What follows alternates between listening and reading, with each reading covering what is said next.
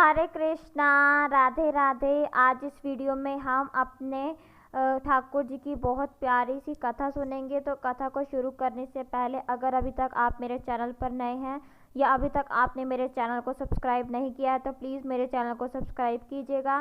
तो चलिए अब हम अपनी कथा को शुरू करते हैं। आज मैं आपको बहुत प्यारी प्रेम भक्ति की एक कथा बताती हूँ। किसी शहर में एक परिवार रहता था।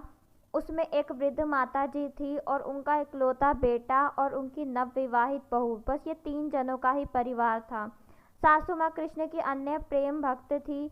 घर में छोटे से नन्हे गोपाल जी की सेवा बहुत ही प्रेम और भाव से करती थी। बहू बेटा दोनों ही पढ़े लिखे और मॉडल कहे जाने वाले थे। ऐसा नहीं था कि वे लोग नास्तिक थे। उनकी भगवान में श्रद्धा तो थी, पर वो कोई भी डायरेक्ट सेवा या व्रत नहीं करते थे। माँ के साथ सेवा ना भी करे, पर कभी भी उन्होंने माँ की सेवा या पाठ पूजा के बीच में रोड़ा पैदा नहीं किया था। कभी कभी माताजी घर में शुद्धि हवन या सत्यनारायण की कथा करवाती तो बेटा बहू उनसे जो भी बन पड़ता वो करते ही थे। सासू माँ हर रोज बड़े प्रेम और भाव से और पूरे नियम से अपने प्यारे कान्हा जी की सेवा करती थी। बड़ी भाव वाली माता जी थी वो। एक दिन अपने किसी ज़रूरी काम की वजह से माता जी को अपनी बहन के घर जो दूसरे शहर में था वहां जाना पड़ा। सर्दी का समय था। उन माता जी ने विचार किया ठाकुर जी को अपने साथ ले जाना उचित नहीं रहा। रास्ते में उनकी सेवा पाठ हमसे नहीं हो पाएगी। अब माँ केवल लेने में असमर्था बताई। यहाँ तक कि पड़ोस में रहने वाली उन माता जी की सहेली जो कि अक्सर अपनी ठाकुर जी की सेवा उन माता जी को दे जाती थी, उन्हें भी अशुद्ध अवस्था के कारण सेवा नहीं ले पाई। अब वो माता जी बहुत ही ज़्यादा गहरी चिंता में थी। अपनी यात्रा टालने की बहुत कोशिश की, पर उनका जाना बहुत ही ज़्यादा ज़रूरी था। अब उन माता जी ने विचार कर अपनी बहू को बुलाया, बहू को आवाज़ दी और बहू को बोला कि अब कान्हा जी की सारी सेवा पाठ पूजा का सारा काम तुम्हें ही पड़ेगा। बहू से उसकी राय पूछी, क्या तुम ठाकुर जी की सेवा करने के लिए इच्छुक हो? बहू ने खुशी खुशी सहमति दिखाई। तब सासू माँ ने उसे समझाया कि ठाकुर जी की सेवा किस प्रकार करनी है, कैसे ठाकुर जी को लाड लड़ाना है। सासू माँ ने बहू को पूरी तरह से सारा कुछ समझाया कि ठाकुर जी को सुबह 3 बार घंटी बजाकर जगाना, फिर ठाकुर जी को स्नान कराना, ठाकुर जी को वस्त्र पहनाना, ठाकुर जी का सुंदर श्रृंगार करना, उसके बाद ठाकुर जी को दर्पण दिखाना। दर्पण में ठाकुर जी का हंसता हुआ मुख देखकर ही उनको राजभोग बढ़िया दूध का भोग लगाना, रात में सात्विक खाना खिलाना और सोने से पहले उसके बाद 12 से 4 मंदिर का पर्दा करना। इस समय ठाकुर जी में आकर देख लेना कान्हा जी ने रजाई और उसके बाद 4 बजे ठाकुर जी को जगाना और उन्हें इस बढ़िया दूध। माँ ने बहू को पूरे सेवा नियम पूरी डिटेल से अच्छे से समझाए। उसके बाद वो यात्रा पर चली गई। अगले दिन बहू ने उसी प्रकार कान्हा जी की सेवा का कार्य शुरू किया, प्रकार आने से समझाया था। बहू ने उसी प्रकार 3 बार घंटी बजाकर कान्हा जी को बड़े ही प्रेम से जगाया, उन्हें स्नान कराया, उनका सुंदर श्रृंगार किया और उसके बाद उन्हें दर्पण दिखाया। पर ये क्या, दर्पण में ठाकुर जी का हंसता हुआ मुख नहीं था। बहू को बहुत ज़्यादा आश्चर्य हुआ, क्योंकि सासू माँ ने कहा था कि दर्पण में ठाकुर जी का हंसता हुआ मुख देखकर ही राजभोग लगाना। अब बहू क्या करे? बहू ने विचार किया कि शायद मुझसे सेवा में कोई गलती हो गई होगी, तभी दर्पण में ठाकुर जी का हंसता हुआ मुख नहीं दिखा। बहू ने फिर से ठाकुर जी को नहलाया, ठाकुर जी का श्रृंगार किया, ठाकुर जी को दर्पण दिखाया, लेकिन फिर ठाकुर जी का हंसता हुआ मुख नहीं दिखा। बहू ने विचार किया कि शायद मुझसे कोई गलती हो गई होगी। बहू ने फिर से ठाकुर जी को स्नान कराया, दर्पण दिखाया।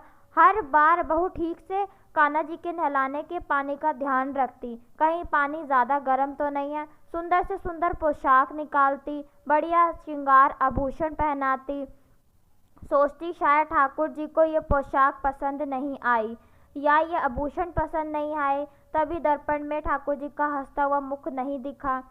अब बहू दर्पण में ठाकुर जी को देखती, तब जब दर्पण में उनका हंसता हुआ मुख नहीं दिखता तो बहू फिर से ठाकुर जी को स्नान कराती, पोशाक पहनाती।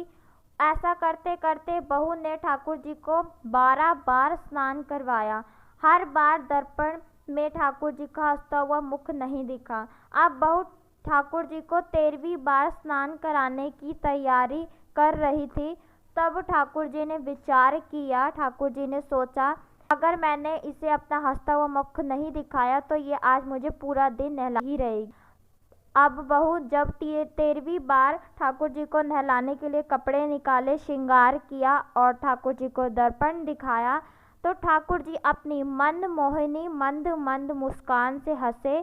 ठाकुर जी की मुस्कान इतनी चंचल और मन भावन थी, बहू को कुछ संतोष हुआ। अब ठाकुर जी ने मेरी सेवा स्वीकार कर ली है, बहू ने ऐसा सोचा। उसने बहुत मन से कान्हा जी के लिए बढ़िया नाश्ता बनाया और उसके बाद वो राजभोग बनाने की तैयारी में लग गई। ये जीवन में पहली बार बहू अपने हाथों से ठाकुर जी की सेवा कर रही थी।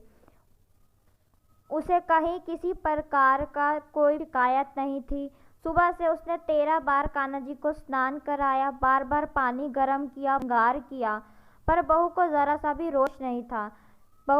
शायद बहू के मन मंदिर में ठाकुर जी ने अपना राज जमा लिया था और वही ठाकुर जी के दिल में भी बहू ने अपनी प्रेम की लौ को जागृत कर लिया था।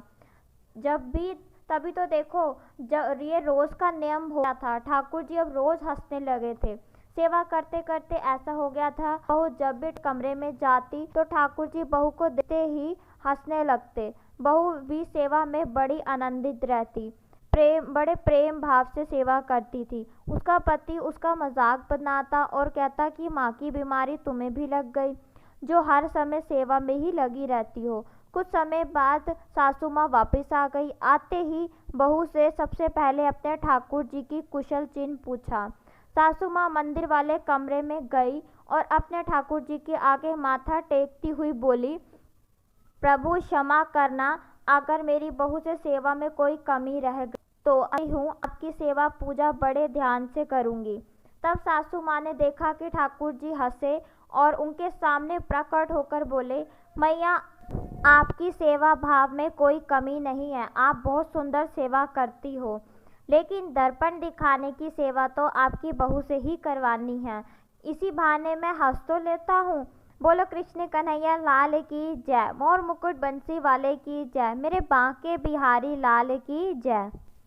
तो ये थी एक छोटी सी हमारे प्यारे लड्डू गोपाल जी की कथा, जो कि मुझे अच्छी लगी, मैंने आप सबके साथ शेयर करी। तो आपको ये वीडियो कैसी लगी? अगर वीडियो पसंद आई हो तो प्लीज़ हमारी वीडियो को ज़्यादा से ज़्यादा लाइक कीजिएगा, ज़्यादा से ज़्यादा शेयर कीजिएगा और कमेंट बॉक्स में जाकर मुझे ज़रूर बताइएगा आपको वीडियो कैसी लगी। और आप हमें इंस्टाग्राम पर भी फॉलो कर सकते हैं, इंस्टाग्राम का लिंक नीचे डिस्क्रिप्शन में मिल जाएगा। और अगर अभी तक आपने मेरे चैनल को सब्सक्राइब नहीं किया है तो प्लीज़ मेरे चैनल को सब्सक्राइब कीजिएगा। अगर आप चाहते हैं कि आपके भी लड्डू गोपाल या राधा रानी की पिक हमारे यूट्यूब चैनल पर शो हो तो आप मुझे इंस्टाग्राम पर सेंड कर सकते हैं। तो चलिए मिलते हैं नेक्स्ट वीडियो में नए टॉपिक के साथ, तब तक के लिए हरे कृष्णा, राधे राधे।